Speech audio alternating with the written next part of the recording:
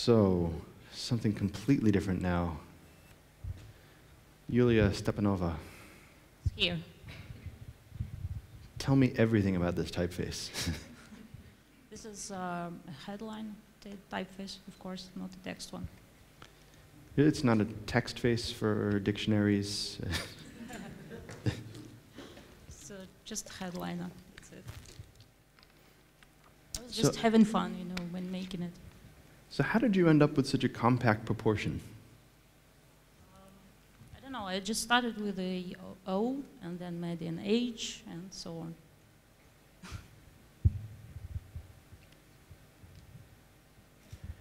Do you see this building out into more of a family? Yes, I was thinking about developing it into something else, but actually probably stopped somewhere. Because probably the idea is so strong here that I didn't know how to go on working with it, for example, in a text phase, or No, I think know how to develop it further.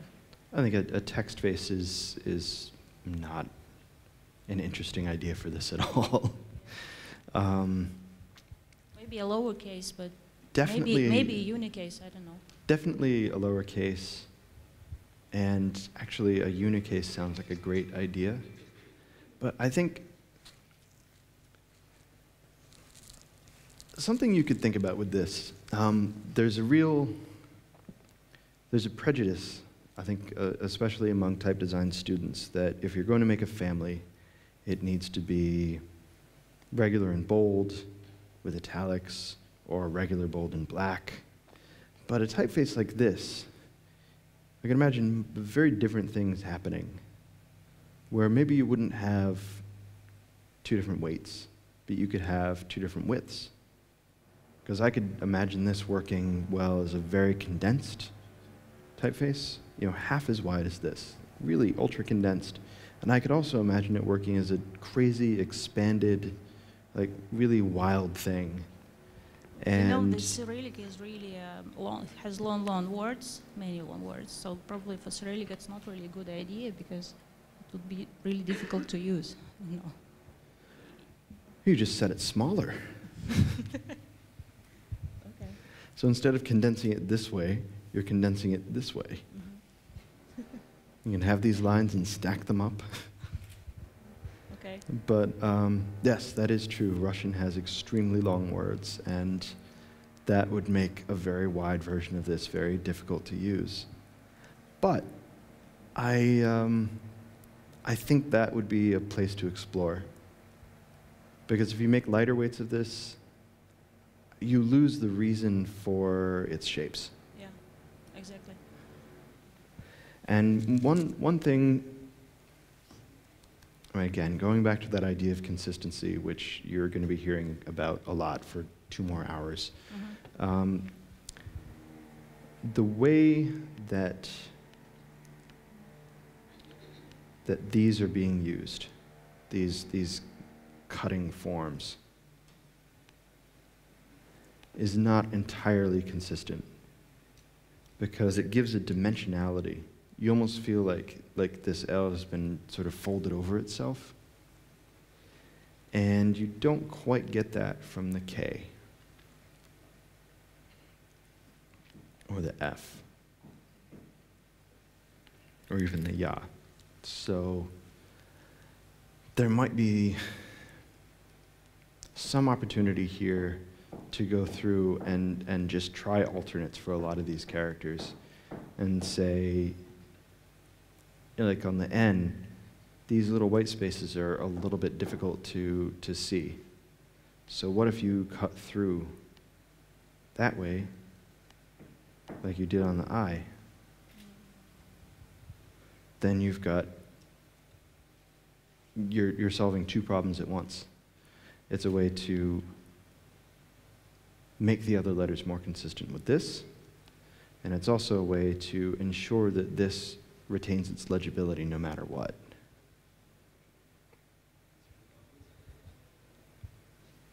And this is a very crazy and unconventional S. but I think you've totally pulled it off. It looks really good. But again, here on these tiny little white spaces here, I think you're losing an opportunity to have a spike and to have that white space carved out and really define these shapes in these letter forms kind of folding over each other and being fuller than they can possibly be. And also a less fun consistency issue that you'll have to deal with is how do you make the spikes on these three characters a little more consistent in some way?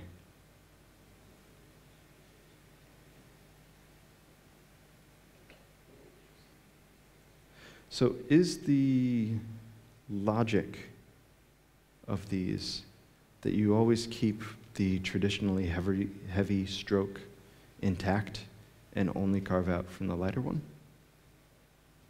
Sorry, I didn't get you. So if you think about if this was in a Dido, the strokes that would typically be heavy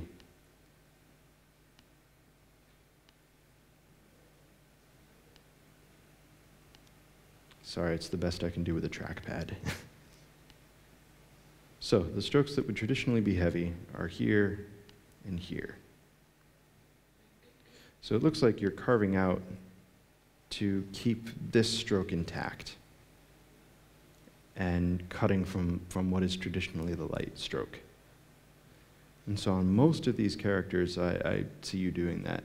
Was that the logic you were using, or did you just did it happen by itself? Mostly happened by itself. Okay.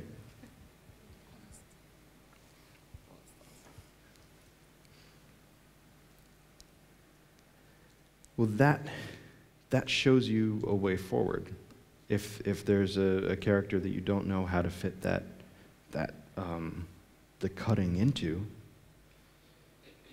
you can follow that convention there. So with that, I now understand why this looks a little bit funny. Because on all these other characters, you've carved into the light stroke, except for here, you've carved the light stroke into the heavy stroke. Oh, I see now, okay. You see what I mean? Yeah, my eye kept coming back to this and I couldn't figure out why. And now I think that's the reason. And so with this, yeah, now you can figure out how to start adding things that way.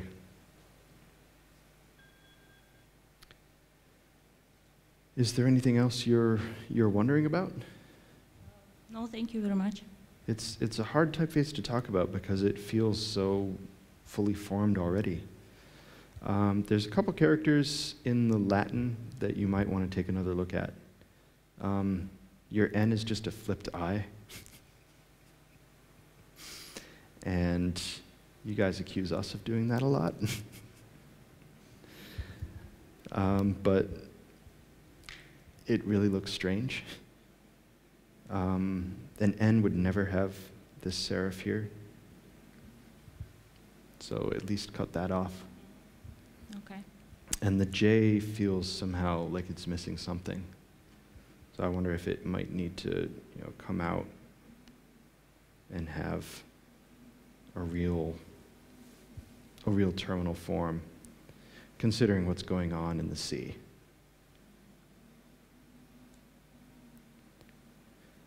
All right, well, thank you very much. This is a very cool typeface. And it looks really funny in words. It's great.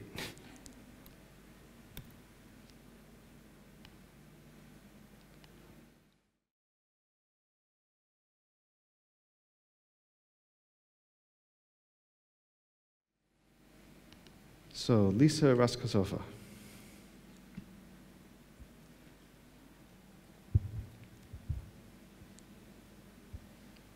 So, do you have any ideas for names? No. Does anybody in the crowd have any ideas for names? We can name this right now.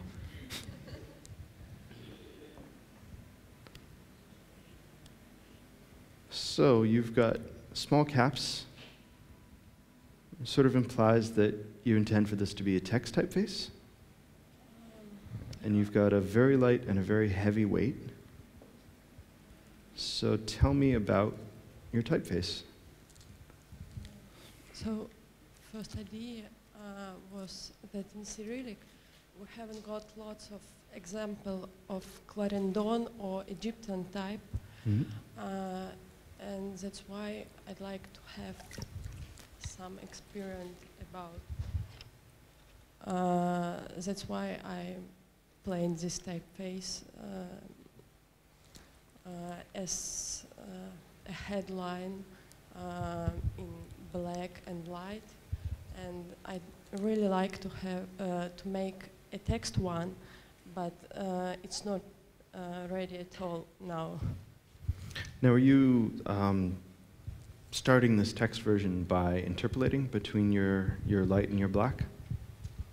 Yes, but it needs to have lots of correction. Yes, of course. But that's a really nice way of working, even though the interpolated regular weight that you'll get in the beginning is probably not going to be so useful as a typeface, but more useful just as the basis of something that you'll draw. The nice thing about that is you can, rather than just drawing something and hoping that it's the right weight for text, you can interpolate 3 or 4 or 5 slightly different regular weights and then look at them in text sizes and say which one feels the most comfortable. So is that an experiment that you've been doing already? Yes. Okay, good. I really like this idea you have of making these ball terminals a little bit heavy. It gives it a very interesting texture. It gives it a very distinctive character. And it takes what would ordinarily be a problem, like how do you have ball terminals on something so light without them looking too heavy? You've taken that and said, well, yeah, they're too heavy. It's not a problem, it's the main feature. It's a distinctive thing, and this is the personality of the typeface, and I am not going to shy away from having a personality. And that, I think, is a really, really good thing. I am a little confused by your spacing, because when I look at it at this smaller size, it feels like this is what it's designed for, except that it's such a light weight that you can't really use it at that size. So I think there's some unevenness, and that's a bit of an issue, but just the overall openness of this, it makes it feel like a text typeface is being set at a large size.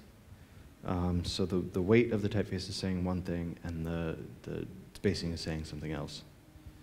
So I think you, especially these, if we look here,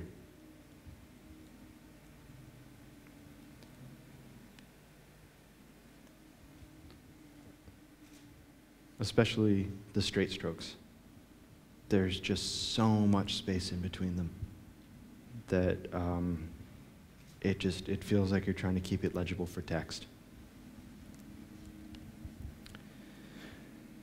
There are a few slightly strange things going on with the proportions.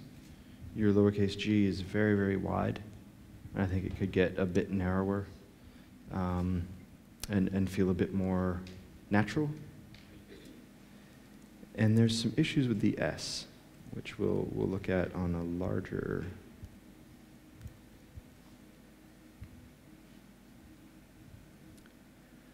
So if you look at these vertical serifs on the C, they're quite long. So it has a nice, strong vertical line right along here, terminates the character, it feels very clean, and then the next character begins, and that relationship is set. It's very nice. In the S, these vertical serifs feel a little short. and they don't have that very definite feeling that the ones in the C have. So I think you could try making those a little bit longer. And also the S, the relationship between the upper and lower bowl is a bit too even. So let's see if we can do this. So generally, when you turn these upside down, this should look much crazier than it does. So you've got some variation between them, but I think you haven't quite gone far enough yet. And the other issue with the S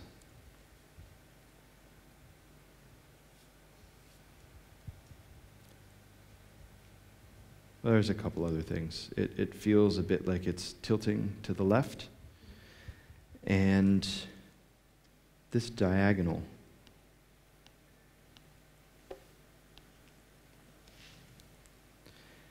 doesn't really occur anywhere else. And you don't have, it's not geometric, so it just feels like it's coming from a very different place. So I think it would help to try just flattening that spine out. And that would help you to fill out these curves and make them feel a little bit squarer, a little bit more like your O's. And this applies to lowercase s as well.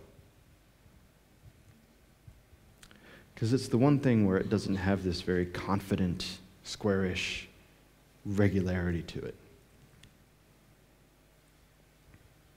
And you've already started doing this a bit more in the heavier weight. So you can use this as a guide for improving your light. And in this way, it definitely feels more compact. This does feel like it's a slightly wider proportion overall than this one does. And the X height here, in the lightweight, the X height feels sort of normal. The X height is not really it's not a defining feature of the typeface, having a distinctive X height. Whereas, in this bold weight, it feels like having a small X height is a part of the personality of the typeface.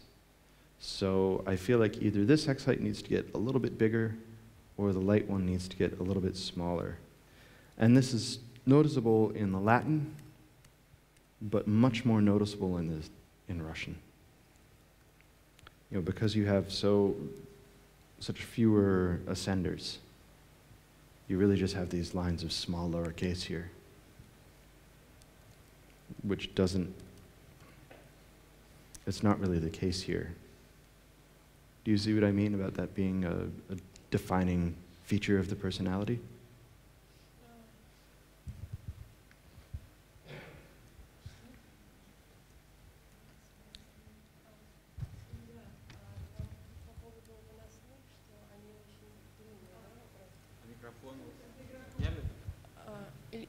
Там вопрос, что именно длина выносных становится характерной чертой. Вертикальные пропорции немножко разнятся и тем самым по-разному немножко влияют. Да, это я поняла, но вот последнюю часть.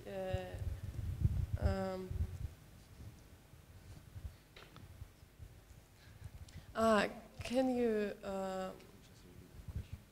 Oh, yes. Can you repeat the last question? Okay, sorry. So in the lighter weight, having a small lowercase doesn't, it doesn't have a small lowercase, it has a normal lowercase. So the X height is neither large nor small. And so in neither direction is it a defining feature of the personality of the typeface. However, in the bold weight, it feels like having a small X height is a big part of the personality. And you see it in the Latin, but it's more visible in Russian. Okay. So I think what you need to do right now is think about which one you like more.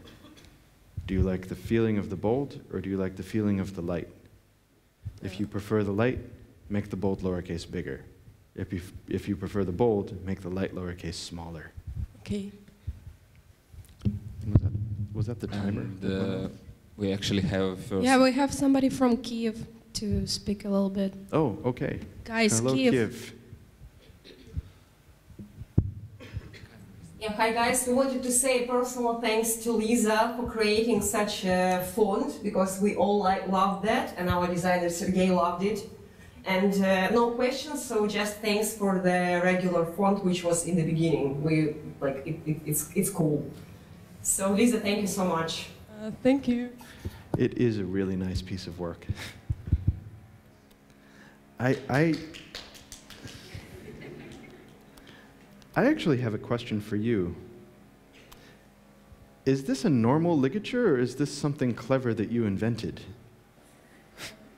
So, without the ligature, there is a question with the form of, with the tail of I, and Yeah, there's a collision between them.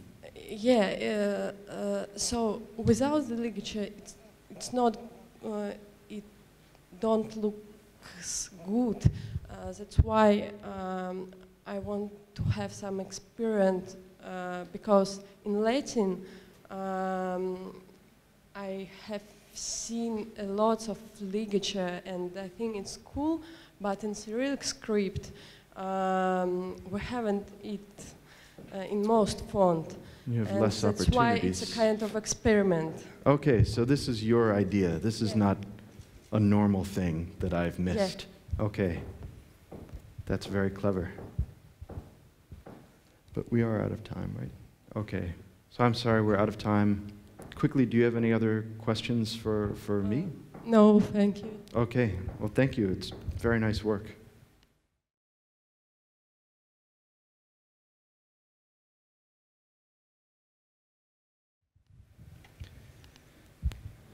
Okay. Maria Mesere. Siberia. Is Novosibirsk paying attention? А Маши нет, да? Видимо, Новосибирск. Yeah, we're paying attention pretty close.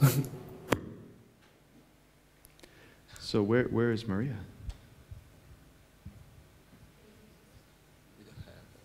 She's not Это here. Питер, привет. Мария у нас тут сидит. О, Санкт-Петербург. Окей. Здравствуйте.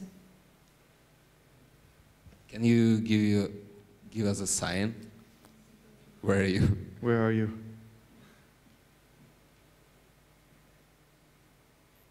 Я здесь.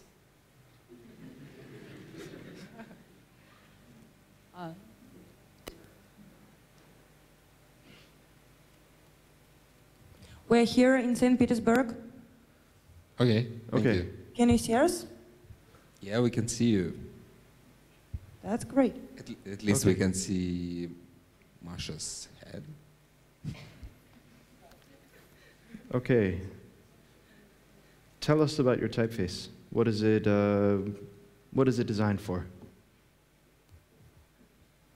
Вообще шрифт изначально планировался как акцидентный. Ну, то есть это первый шрифт в моей жизни, и я планировала сделать его шрифтом для заголовков и для коротких текстов. Вот. Basically, it's my first typeface, and it was originally planned to use as a display typeface. Okay. So that explains the sample settings.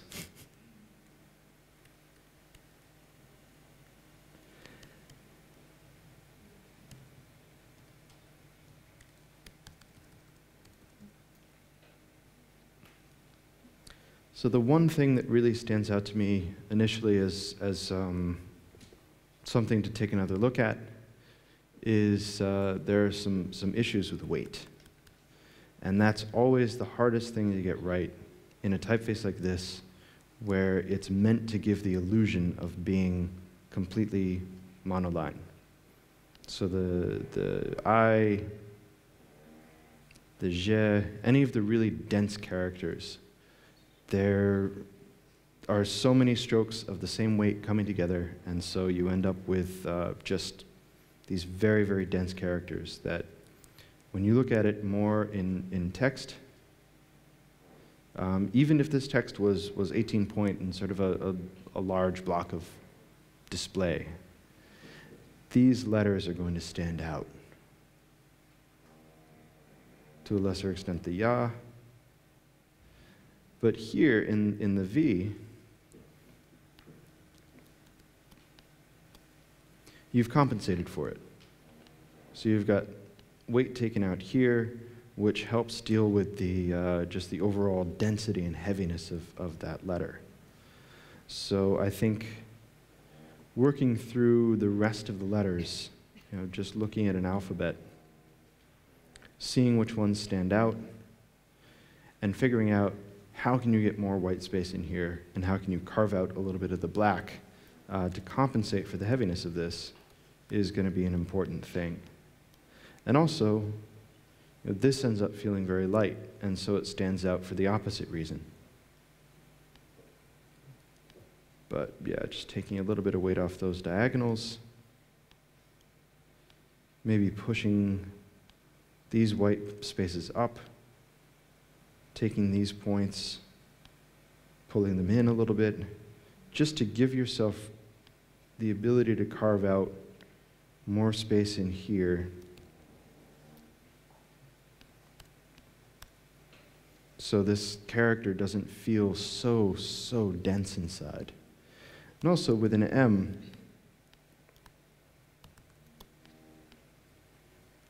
it's important to make sure that these points line up horizontally with one another.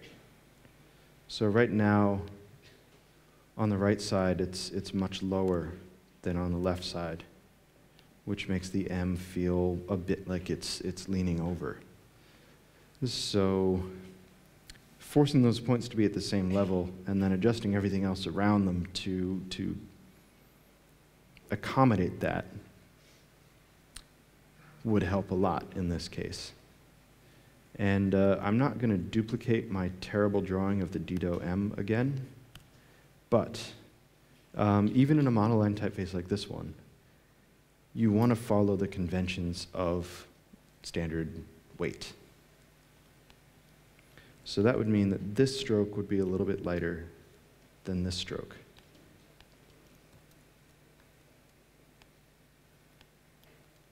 And this stroke would be a little bit lighter than this stroke, because a typical A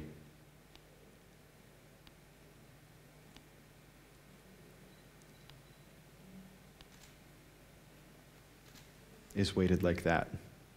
And so even if it's a difference of just a couple of units, there are some very strange things at work in the human eye, and maybe years of tradition in calligraphy have affected the way we perceive things. Maybe it's because traditional calligraphy evolved the way it did because of the way our eyes perceive diagonal strokes. But for whatever reason, if you have two strokes that are exactly the same weight, mathematically, numerically, completely identical, if they're exactly the same, this one will look heavier than this one. The one going down to the left and the one going down to the right will not look the same. This one will look heavier.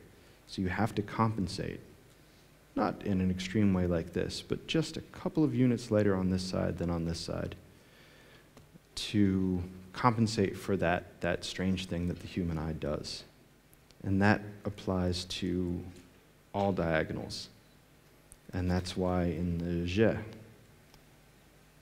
even if these are mathematically identical shapes, this leg is going to look heavier than that leg, because this one goes down to the left and this one goes down to the right. And by the same mathematical perception thing, this one is going to look lighter than this one, because this one goes down to the left and that one goes down to the right. So have another look at your X, your U, and oh, this is our first one with no Latin. So yeah, just those. And also, even though this is a display face, watch these very, very small spaces, because those create pinch points. And I guess there's none in the text. So, do you have any questions for us or for me? No, thank you. Okay. Can I just add a few things?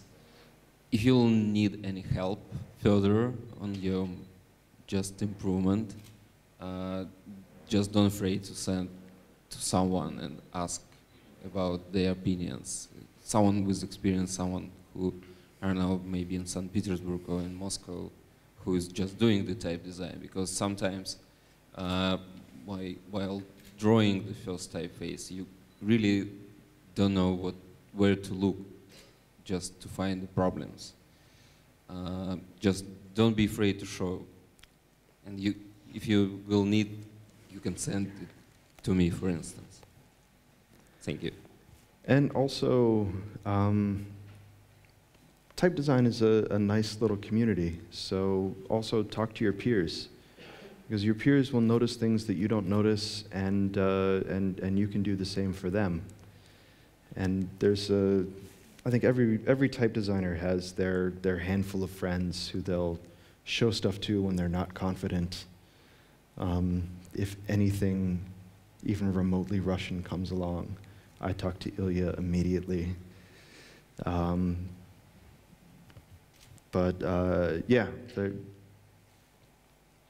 we're mostly pretty nice, and we want to be helpful because you know, we do this for a living because we love letters, and we like talking about letters. Do you have any sentence, like we call it like soap the ice or something, like when you're watching the same thing for a long time and you don't see any differences? Yeah, so it's just general. So sometimes just from the first sight, someone with experience definitely will just see the problems where you probably forget to think of. Or yeah, when you're too close to something, you become blind to it, and that's my favorite thing about working in an office with other type designers, is that Miguel is constantly pointing out things that I've stopped noticing, and I do the same for him. So yeah, find your community. All right, so we'll move on to the next one. Okay.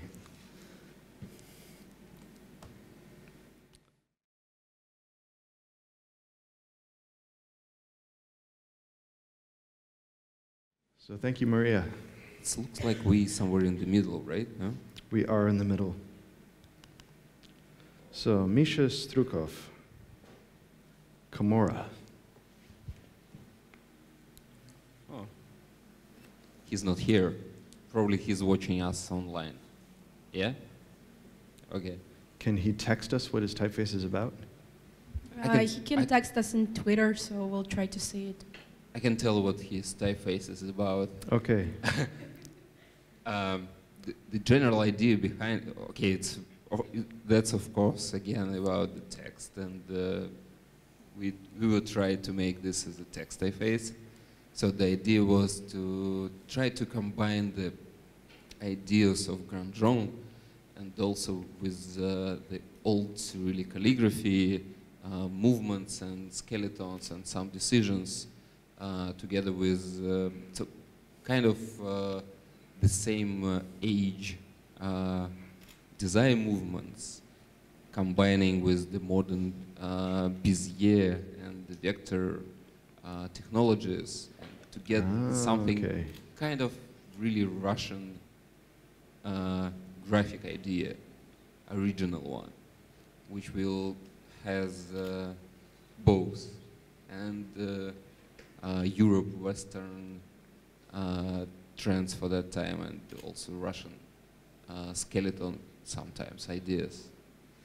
So it was more experiment, but with a lot of research around the details, constructions, and some different movements which were common in the past, and trying to make it is a contemporary typeface. So that explains the Z. Yeah, that explains actually quite a lot of details. Yes. So this is another one where the spacing really needs another look.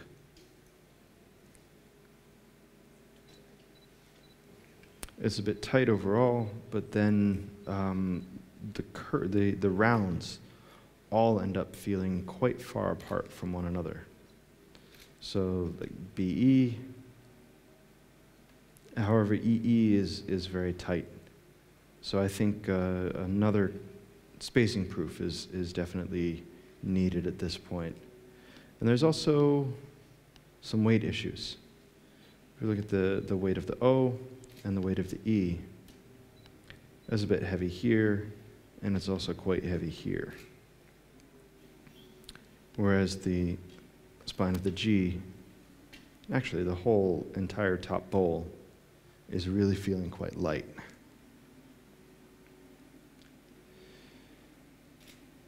I find the V and W top serifs very interesting. It's very unconventional to take this, find an N, oh. It's very unconventional to take this tilted form from the top of the N on the head serif and apply it to these diagonal characters. Generally, those are kept flat, like the crossbar on the T and the F. And in this case, it's something else. I can't tell if the issue is the spacing or if these are adding just enough noise that it becomes a bit distracting.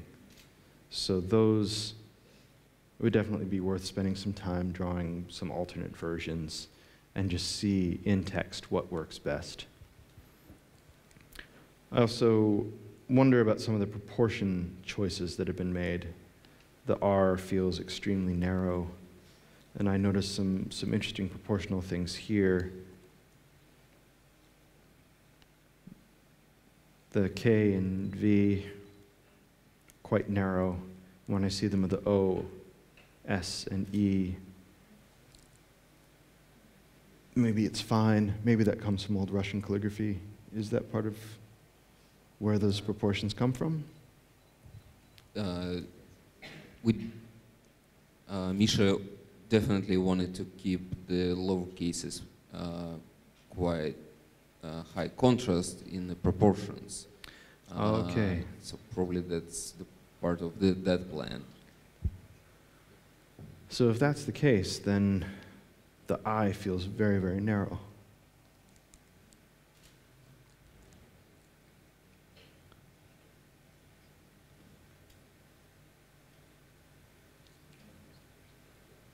I mean, without knowing more about the traditional calligraphy that this is coming from, it's hard to talk too much about the individual details of this.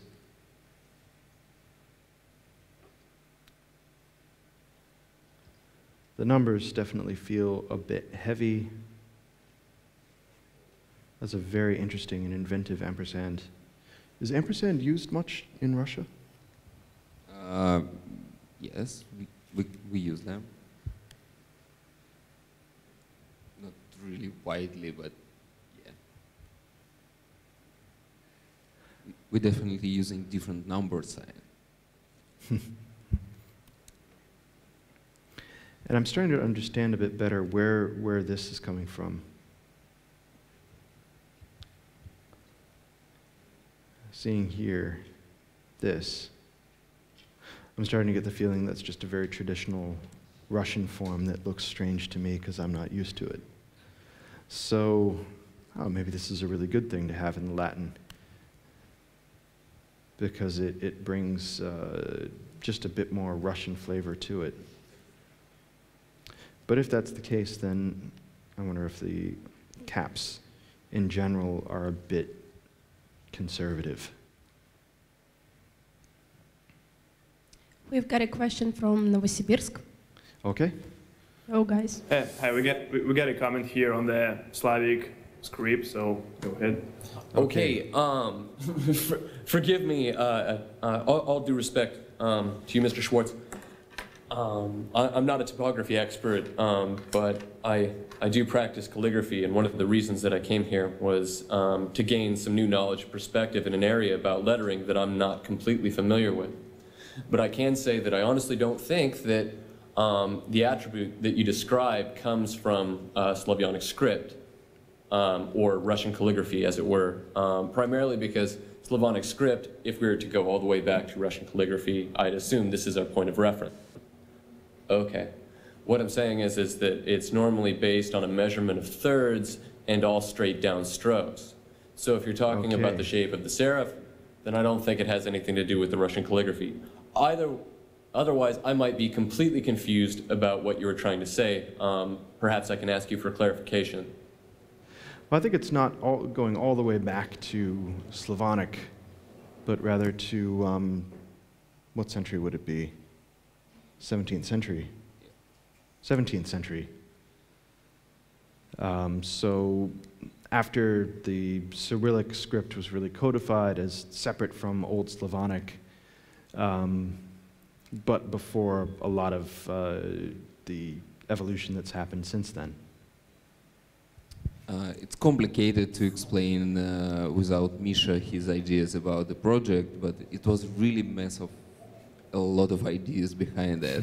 So some constructions came from Grandjean, some construction came from Ustav, and old writings and old constructions.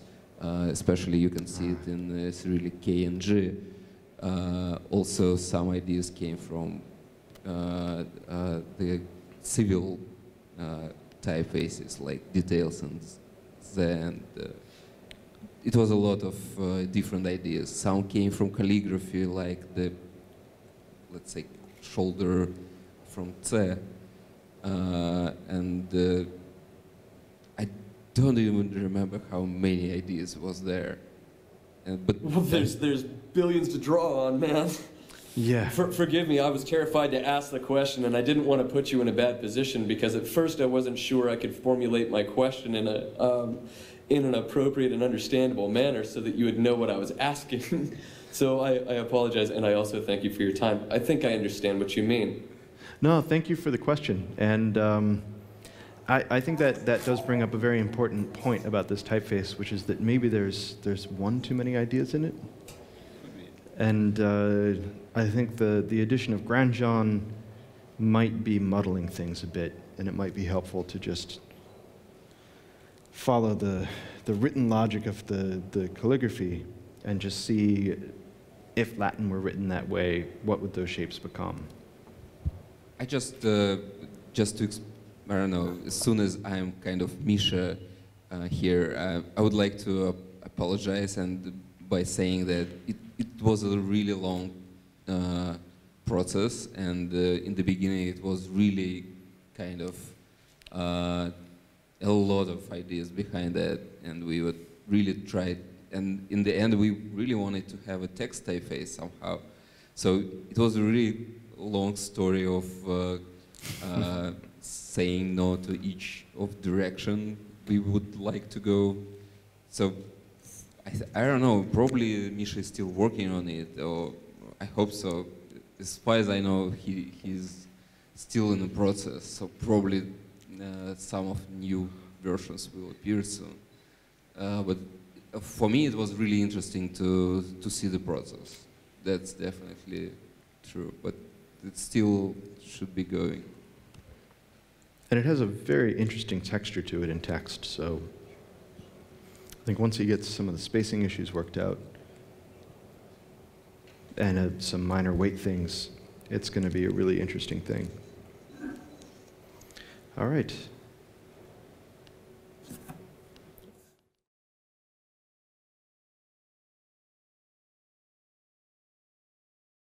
So, Nikita, you have 3 projects. I don't know where exactly Nikita right now. I don't see him right here. He's basically from Barnaul. Was he here earlier? This is really Altai thing, very far. But he could be in the Yekaterinburg office, no? Isn't he there? Екатеринбург, у вас там есть Никита? He traveled. Нет, у нас нет Никиты, к сожалению. Новосибирск, у вас есть Никита? Новосиб. So probably he's just watching us online on just live stream. Okay, so should we vote? Do we want to talk about this one? Do we want to talk about this one? Or do we want to talk about how many did he send? This one. He sent 3 families. All right. So we could either do 3 minutes on each, or we could talk about the more conceptual one. So, what do you think? I remember that one because that one was the diploma type and typography course. Oh, okay. But probably that was the oldest or the first one. So maybe it would be interesting to talk about. So this one, very interesting. It's very funny for me to see these ligatures in English. It's super interesting. There's not really a lot to say about it. With this one, manufacturer.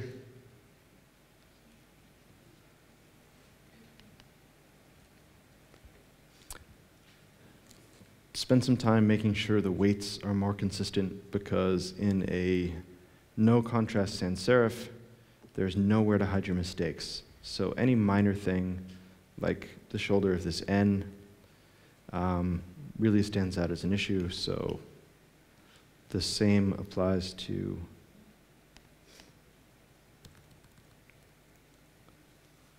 this one, which is also probably spaced too tightly. So that leaves us with concentrating all of our time on this one. So Nikita sent an email with a little bit of an explanation about this, and I'll see how much of it I can remember, and I guess he can correct me via Twitter if I'm getting it completely wrong. But he said he wanted to have one family with 3 tones of voice that could be used for different kinds of, I think, poetry, was that it? Literature, yeah. Literature and poetry, and so there was one that was more neutral, there was one that was very aggressive. They actually have really great names. So there's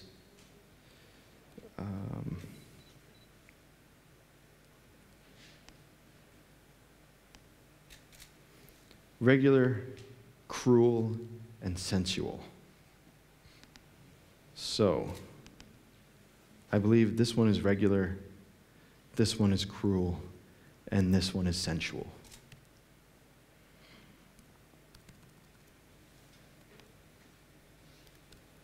And yeah, I can imagine reading a piece of literature in this.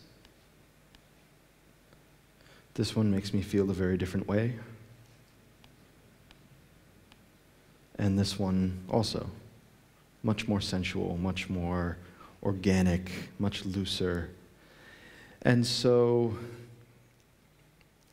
it's a really interesting idea. And it brings up an important thing about different typefaces, where a typeface is really the voice of the text that you're reading in it. If you imagine these being 3 different narrators, this one would be sort of like a newscaster.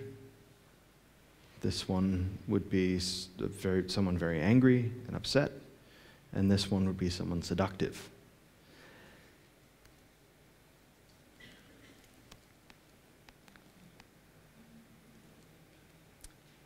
What's interesting is that in spite of the Latin having more round characters that have become square, I feel this difference in voice slightly less in the Latin than in the Cyrillic. And I can't fully understand why that is. Because with the sensual one, I definitely get this softness and this separate feeling of it, much more so than the cruel. Whereas in the Cyrillic, I get it about the same amount. I wonder if some more italic forms could be brought into the Cyrillic in the Roman here, just to make this that much softer and that much more sensual.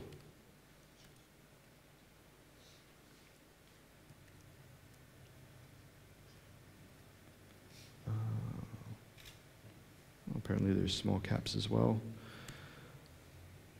So here, I mean, this is really just a lot of work. And so one of the issues with making a very large typeface family is that when you're about 75% finished, a type designer friend of mine put it this way. He said the first 95% takes 95% of the work, and then the last 5% takes 95% of the work. And when you have essentially 3 separate typefaces that are all meant to go together, that's a lot of things to hold in your head all at once and concentrate on the micro level details and how that affects things on the macro level. So there are a few more mistakes in the weight and a few more mistakes in the curves in this typeface than we've seen in some of the others. And that, you've got 2 scripts in 3 separate versions. That's 6 things that need to be done to a very high level of finish. So that's really difficult and really a lot of work. With the Latin, the further we zoom in, the more aggressive it looks. But with things like the A, the aggressiveness of this corner is very obvious. It's not subtle. It's a fully structural thing. Whereas on this lowercase g, we're getting this faceting, but it's not so much in the structure, but it's on the surface. And so I wonder if a more aggressive approach to a character like this, where maybe that just became one cut with a corner, to feel something more like that, would have been a more effective way to communicate this idea.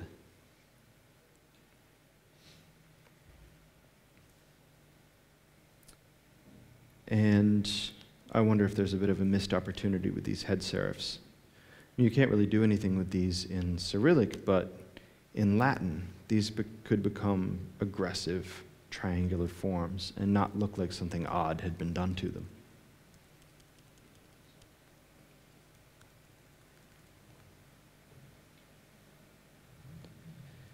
And in the regular, there are a handful of details that I wonder if they could be better resolved. This little semi-ball terminal on the R, it's just adding a little bit of noise. So I wonder if that could be cut completely, or rounded off somehow, or squared off somehow, but take away this little blob, which when you zoom in, it makes sense, but when you zoom out, it's just adding a little bit of noise anytime an R appears in the text, or also an F. And it's very tempting, especially if you're making a set of 3 typefaces that need to differ in an obvious way from one another, to focus on little details like this R. But an over-reliance on details to make things interesting really just ends up adding noise. And noise in a text face is something to avoid whenever possible. And these vertical serifs on the S, they're so short that they become an ambiguous shape. And again, if they were longer, they would feel more deliberate, but being this short, they add noise. So, fortunately, we can't ask Nikita what he had in mind.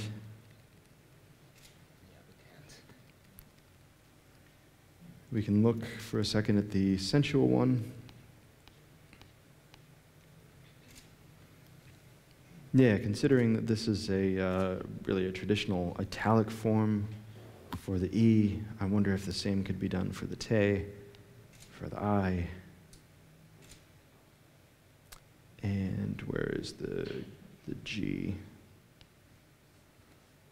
It might be interesting to experiment with vertical italic forms for these, just again to play up that idea of softness and sensuality.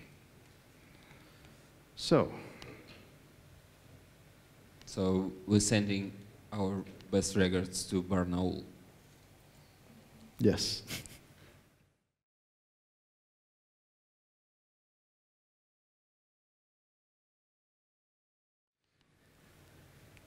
Is Olga here? Yes, excellent. Hello. So. In the beginning, I want to say that it's still in work and it's changing by week. And Okay. When I started this project, I want to make the slab serif typeface with inspired of broad nib, and I know, and for magazines and newspapers. Magazines and newspapers. So interesting. So like sort of news magazines and. Sorry? News magazines, very serious journalistic things.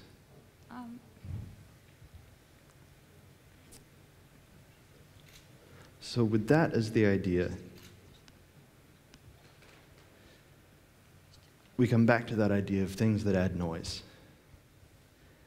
And these dots, those feel so not newspaper to me.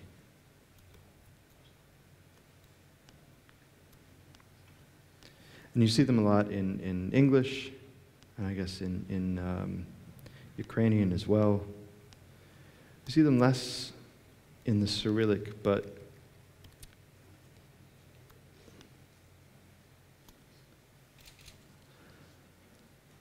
looking here, the things that you've done to give definition to these shapes, I think you may have done enough structurally with the skeleton, with this curve that comes up abruptly and then breaks. I don't know if you really need that corner, or this corner. William Dwiggins, American type designer, was very famous for the cuts in his curves. And he called it the M formula, because he also designed marionettes, and he found that when there are abrupt cuts on a surface where two curves come together, it catches the light better and it gives more definition. So the emotion of these puppets comes through better to people in the audience. And he wrote about this in relation to typefaces a couple of times. And I think it wasn't really a major part of his work, but now 100 years later, type designers everywhere have grabbed onto this and are really putting it to a lot of use in typefaces. And it's led to a lot of typefaces that look very interesting, but there's a limitation to it because it gives so much personality, and it makes any typeface that uses it suddenly part of this genre of typefaces that do that. And this is a genre that's growing all the time, and it's getting bigger and bigger. And I wonder if you took these corners out and left the curve square, but didn't have that sharp part. So you've still got the underlying structure of these two curves that connect in a very abrupt way, but you don't have that explicit corner. I wonder if your typeface would lose any personality or not. or if it would get just quiet enough to feel a bit more journalistic.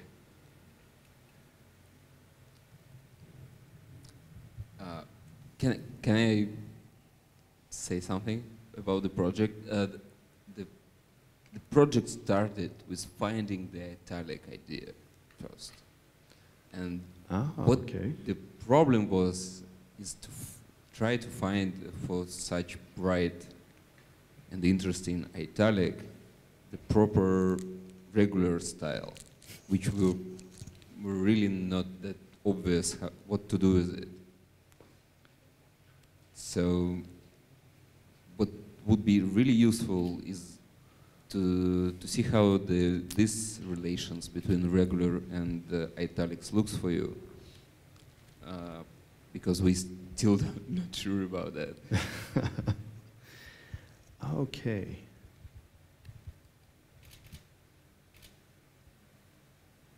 There's kind of a secret to making Roman and italic go together.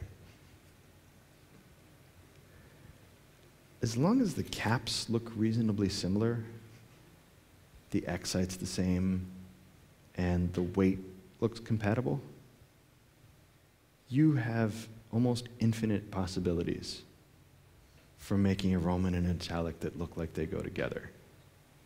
Because the function of an italic is to change the texture. And it can change the texture. Usually you don't want it to do that in more than 2, maximum 3 ways. So you've got possibility of changing weight, possibility of having a slope, possibility of changing the overall width and proportion, and then, of course, changing the shapes to something much more cursive. And so most italics are slanted and cursive. Some are cursive and narrow. If you think about Eric Gill's Joanna, it's this crazy thing that's half the width of the Roman, but it's sloped over by about 2 degrees. So, because you have such bright, inventive forms, but it's a normal proportion, and it's leaned over, you could continue to calm down your Roman without it becoming incompatible with the italic. You could take out all those corners, and the corners become part of what happens in the italic. You could make the Roman a little bit wider, and it would still go with the italic. So I think... So we're free to do anything we would like to, as soon as they the same color and the same size? I think you have more freedom than you think to allow them to be different. And the place where they do really need to be similar is in the capitals. And that, again, you give it slant, and then you could make them more cursive, or you could make them a little narrower, or slightly different weight, but that's a little dangerous. But you really can, you have so much freedom in the lowercase. And so at this point, I would stop worrying so much about making your italic lowercases go with the Roman one, and just worry about how you can make this a really great Roman typeface that supports your idea of it being for journalism. And just let that idea take you wherever it needs to take you. So do you have any questions, anything else you're wondering about? I'm wondering a lot of things, but thank you very much. You can embrace your freedom with this Roman. Okay. Thanks. Okay.